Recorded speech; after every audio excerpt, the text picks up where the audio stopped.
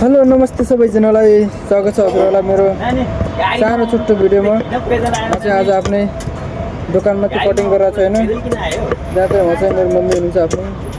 अहिले चाहिँ मोमोको काम गर्दै हुनुहुन्छ, मोमोको रोटी बेल्दै हुनुहुन्छ।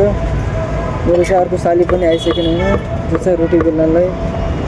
म चाहिँ आजभोलि हल्का दुब्ला छु कि बिरामी भएर, धेरै बिरामी भयो नि त। म मोमोको लागि काम गर्ने मान्छे 2 जना आइसक्नुभयो, पगार दिएर राखेको छु। उहाँलाई दिन्छु, उहाँलाई दिन्छु, मजाको फेरि आफ्नो मान्छे आफ्नो घरको मिलेर काम गर्छौँ होइन।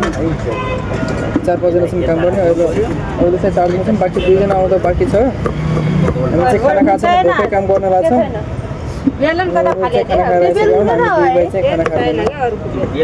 साली चाहिँ भिनालाई दुःख भयो भनेर हाम्रो भिडियोलाई लाइक कमेन्ट गरिदिनु होइन, फलो गर्नु मेरो आइडिया पानी ब्लगलाई।